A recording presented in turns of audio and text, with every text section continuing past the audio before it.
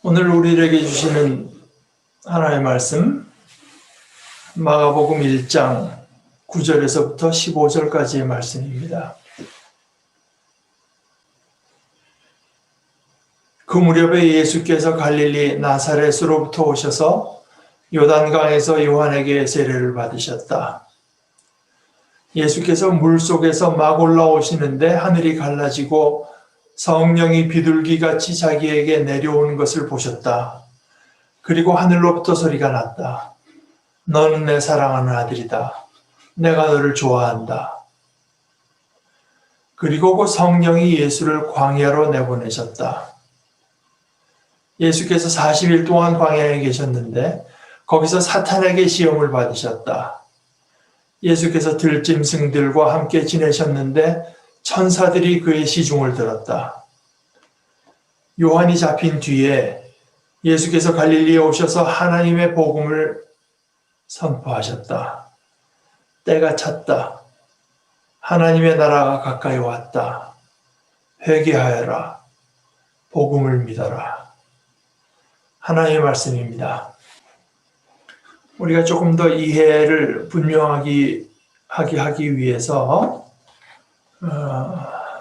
제가 C.S. 루이스 순전한 기독교 그 책에서 한 부분을 먼저 좀 읽겠습니다.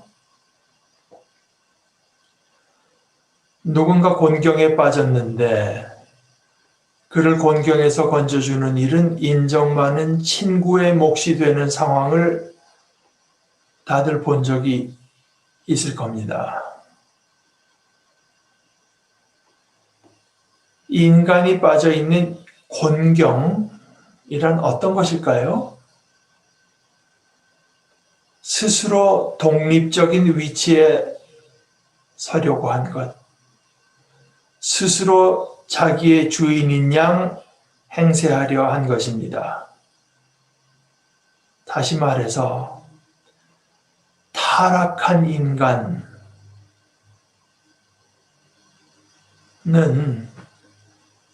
개선해야 하는 불완전한 피조물이 아니라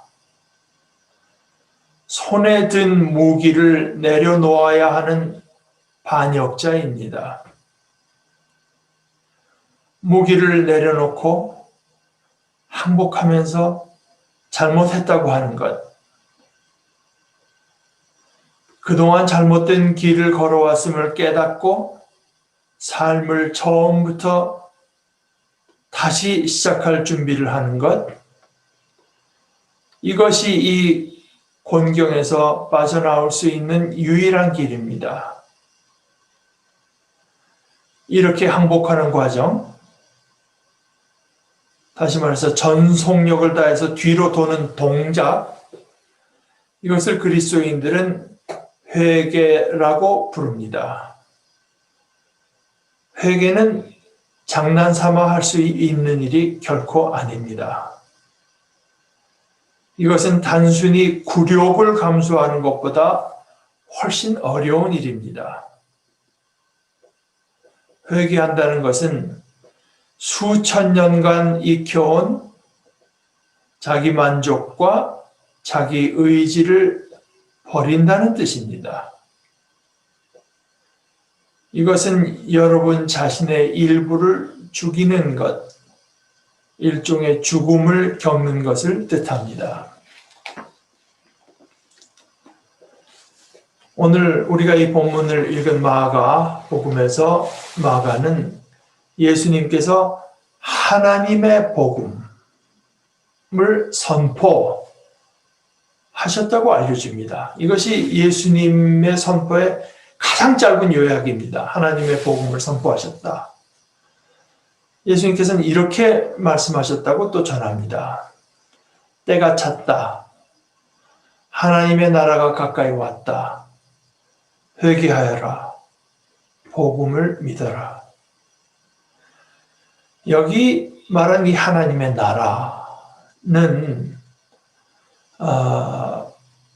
하나님께서 거스리시는 나라라고도 할 수 있지만 사실은 성경의 여러 가지 용례를 보자면 오히려 하나님의 통치, 하나님의 다스리심이라고 이해하는 것이 더 오해의 소지가 적을 것 같습니다.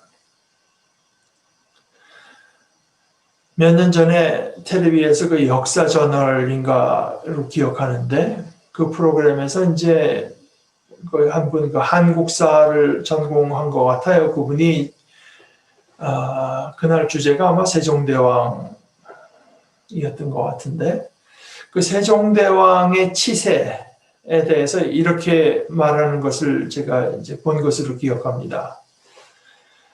그 당시 세계 사정을 이렇게 살펴보면서 생각한데 아마도 그 세종대왕 당시 그 조선의 백성 이 사람들은 온 세계에서 아마 가장 행복한 백성이 아니었나 생각한다고요.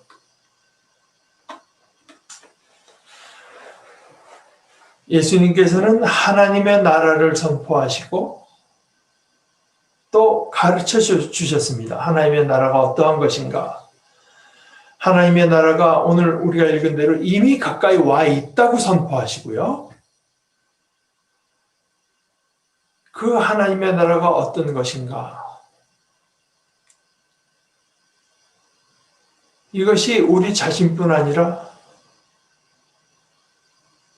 온 세상의 가장 핵심적인 가장 중심이 되는 관심사일 수밖에 없거든요. 그런데 예수님께서 그 말씀을 전한 이스라엘 백성들에게는 하나님께서 다스리신다고 하는 말이 예수님에게서 처음 듣는 그런 아주 낯선 가르침은 아니었습니다. 그들은 이미 어떤 그 구약 성경적인 이해가 이제 있었으니까요. 그것이 없는 사람들이 이 말을 이해하려면 하나님의 나라에 전제되어 있는 그 구약의 내용을 좀 알 필요가 있습니다. 특히 구약의 여러 가지 가르침 중에서도 4가지가 전제가 되어 있는 셈인데요. 첫째는 창조, 둘째는 타락, 셋째는 언약, 넷째는 종말입니다. 하나님께서 온 세상을 창조하셨습니다. 그런데 그 가운데 인간이 그만 타락해버렸죠. 그 다음에 이 언약이란 말은 좀 설명이 필요한데 언약이라고 하는 것은 그 타락한 인간을 하나님께서 그저 너는 타락한 채로 지내라 하는 것이 아니라 그 사랑의 하나님께서 타락한 인간을 구원하시기로 작정하고 실제로 구원의 행동을 하신다는 뜻입니다. 하나님께서는 특별히 그 이스라엘, 그 일환으로 이스라엘을 자신의 백성으로 선택하시고 그 자신의 백성된 이스라엘에게 내가 너희의 하나님이라 이렇게 말씀하시면서 내가 너희들에게 하나님 노릇 해주겠다고 약속하셨습니다. 이것이 언약입니다. 그리고 이 종말이라고 하는 것은 다른 말로 하자면 완성 또는 성취라고도 할 수 있을 것 같습니다.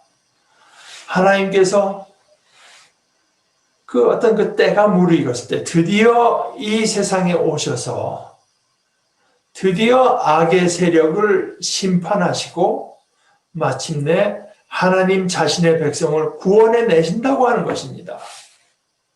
하나님께서 언제까지 그런 참 선하고 좋은 뜻을 품고 계신 채로만 있을 것이 아니라 다시 말해서 언약이 언약으로 그저 영원히 남아있을 것이 아니라 그것을 언젠가는 실현하신다는 것입니다.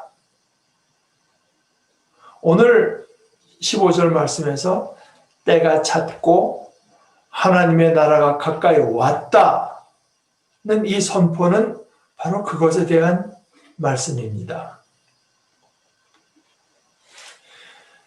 세종대왕이 훌륭하긴 것은 틀림없지만 그러나 어디까지나 유한한 지혜와 유한한 능력이 있고 유한한 수명이 있고 또 조선에 그 막대한 영향을 끼치는 위에 이제 큰 대국이 있고 또 그 시스템도 우리가 알기로는 그 누굽니까? 정도전이 세워놓은 것 같은 군왕 마음대로 할 수 없고 사대부가 다스리는 식으로 이제 된 그 안에서 지낸 백성들. 그래서 그 유한한 훌륭함을 지닌 군주의 다스림을 받는 백성들도 눈에 띄게 행복할 수 있다면 우리를 창조하신 전능자께서 그야말로 온전한 지혜와 사랑으로 구석구석을 다 다스려 주시는 것이야말로 행복의 극치며 복의 완성이라고 할 수 있습니다. 그런데 그것이 그저 일방적으로 이루어지는 것이 아닙니다. 이것은 또 무슨 강압적이거나 강제로 이루어질 수 있는 것도 아닙니다. 하나님께서 창조하신 인간이란 게 그런 존재입니다. 시편 32편 8절 9절에 이렇게 말씀하는데요. 주님께서 말씀하신다. 내가 가야 할 길을 내가 너에게 지시하고 가르쳐 주마. 너를 눈여겨보며 너의 좋은 자가 되어주겠다. 너희는 재갈과 굴레를 씌워야만 잡아둘 수 있는 분별 없는 노새나 말처럼 되지 말아라. 인간은 자기 스스로가 자원하지 않고는 자발적으로가 아니고서는 이 하나님의 다스리심을 입을 수 없습니다. 그것이 인간이고요. 그리고 이 자유야말로 사실은 인간에게만 주어진 특권이며 영광입니다. 그리고 이 타락이라고 하는 것이 바로 여기에 대한 것입니다. 그것이 하나님의 나라, 하나님의 주권, 하나님의 그 복이라고 하는 게 일방적이고 강제적으로 이루어질 수 있는 일이라면 타락하고 말건 문제가 되지 않겠죠.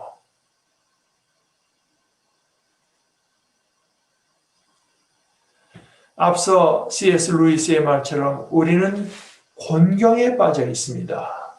그리고 그 곤경이라고 하는 것은 인간 스스로, 자기 스스로 독립적인 위치에 서려고 한 것, 그리고 스스로 자기가 자신의 주인인 양 행세하려고 한 것입니다. 오늘 우리가 마가복음서의 말씀을 읽었고 회개하라고 하는 주님의 말씀을 이제 보았는데 자신이 회개한다는 말은 주님께서만 말씀하신 것이 아니고 그 전에 세례 요한도 이제 회개하고 세례를 받아서 죄 사함을 얻으라고 선포했다고 말합니다. 그런데 과연 이 회개하라고 하는 것이 이게 무슨 뜻인가? 어디서 돌이키라는 뜻인가? 말의 뜻은 우리가 알고 있습니다. 돌이킨다. 그런데 이 돌이킨다는 말을 이 회개하라는 주님의 말씀을 마가복음에 특별히 있는 주님의 말씀을 살피려면은 꼭 필요한 것이 마가복음서 자체를 살피는 것입니다. 사실 회개라는 말은 그 뒤는 안 나와요. 마가복음서 자체를 살펴볼 때 사실 여기서 주님이 말씀하신 회개라고 하는 것이 세리 요한은 그걸 뜻했는지 모르겠습니다. 그러나 주님께서 말씀하신 회개라고 하는 것이 자기가 이때까지 잘못한 일, 누굴 속인 일, 누굴 훔친 일, 누굴 해롭게 한 일, 도덕적이지 못하고 양심을 거스른 일들을 낱낱이 고백하고 뉘우치는 것을 말하는 것이 아닙니다.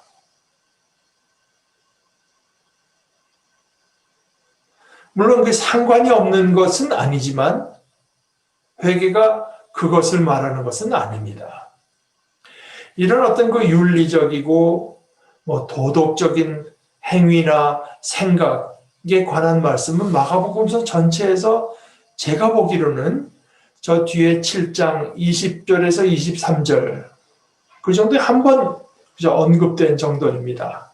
주님의 말씀이 사람에게서 나오는 것, 그것이 사람을 더럽힌다. 나쁜 생각은 사람의 마음에서 나오는데 곧 음행과 도둑질과 살인과 간음과 탐욕과 악의와 사기와 방탕과 악한 시선과 모독과 교만과 어리석음이다. 이런 악한 것이 모두 속에서 나와서 사람을 더럽힌다. 이것이 물론 악한 것들입니다. 그러나 우리가 마가복음을 전체적으로 살펴볼 때 오히려 이 마가복음을 통해서 주님께서 거듭 부딪히시고 또 경계하시고 꾸짖으시는 것이 있는데 믿음이 없는 것입니다. 믿음이 없는 것, 그리고 또 유명한 베드로에게 하신 주님의 말씀을 생각해 보면 하나님의 일이 아니라 사람의 일만을 생각하는 것, 이것입니다. 그리고 바로 여기에 우리도요, 바로 여기에 우리가 회개할 곳이 있습니다. 그래서 회개하십시오 하는 말씀과 뒤따라 나오는 복음을 믿으십시오 하는 이 말씀은 따로 떼어서 생각할 것이 아닙니다. 그리고 거기 무슨 순서가 있는 것도 아닙니다. 우선 회개부터 하고 나서 그 다음에 복음을 믿으라는 그런 뜻이 아닙니다. 되려 만약 거기 어떤 순서가 있다면 그 거꾸로 됐을 것 같아요. 복음을 믿는 것이 우선일 것입니다. 기쁜 소식을 들었기 때문에 회개할 수 있는 것입니다.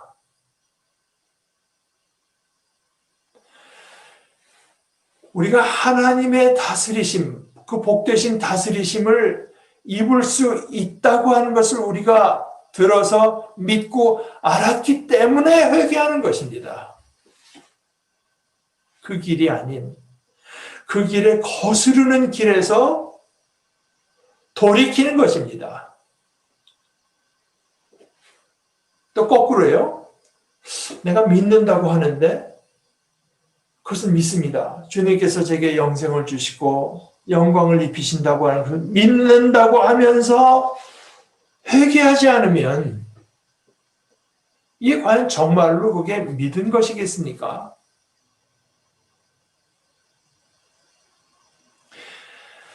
하나님께서 다스려 주신다는데도 여전히 자기 자신의 생각이 옳고 자신의 눈에 그저 바람직해 보이는 길을 고집하며 돌이킬 줄 모른다면 그것은 사실은 복음을 실제는 믿지 않고 있다는 증거가 아니겠습니까?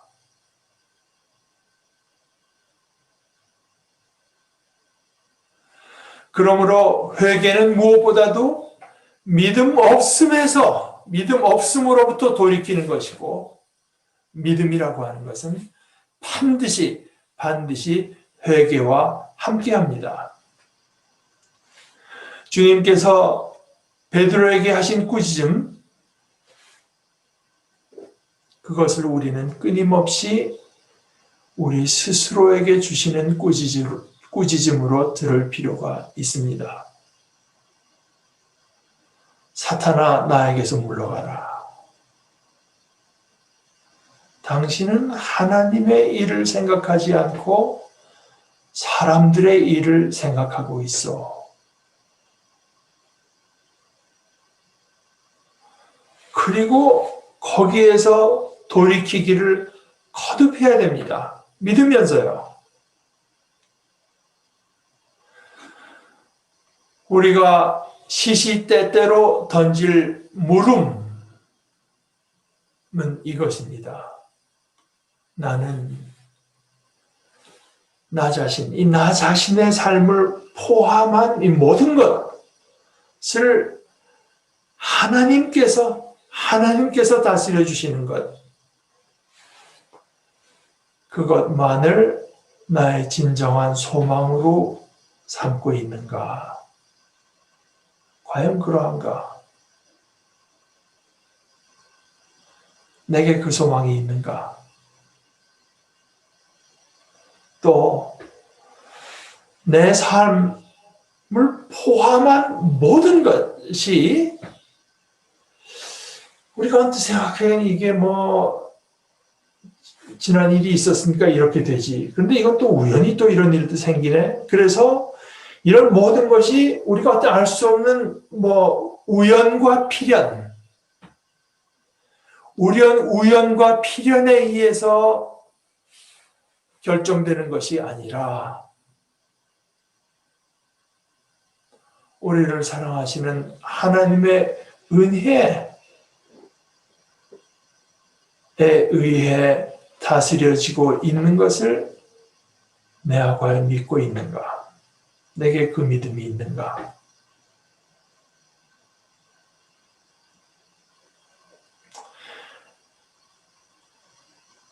구체적으로 오늘 하루 내 삶의 주인은 누구였는가? 하나님의 다스리심을 입지 않고도 생명과 평안과 영광을 누릴 수 있는 것은 아무도 없고 아무것도 없습니다. 이사야서 53장 6절의 말씀, 우리는 다 양 같아서 그릇 행하여 각기 제 길로 갔거늘 여호와께서는 우리 모두의 죄악을 그에게 담당시키셨도다.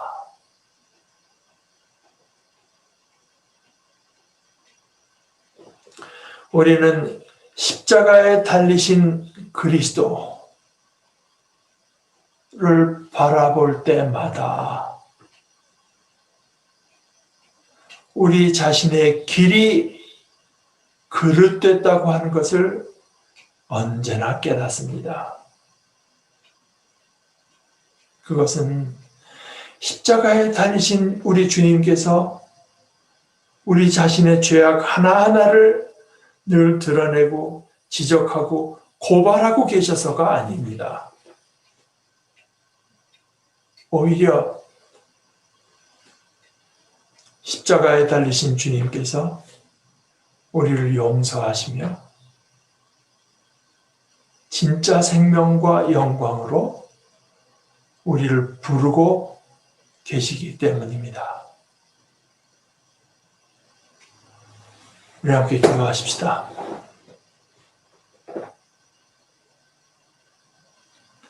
우리에게 하나님의 나라를 주기를 기뻐하시는 우리 아버지 하나님 감사합니다.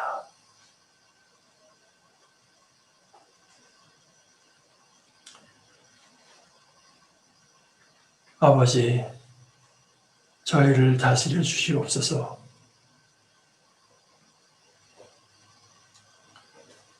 저희들 생각대로 되어야 될 줄 알고 고집하는 저희가 날마다 스스로를 돌이키면서 그 죽음과 수치의 길에서 돌이켜 생명과 영광으로 회개의 길을 걸어가려고 하오니 주님의 성령께서 저희를 또한 주관하여 주시옵소서. 예수님의 이름으로 기도합니다. 아멘.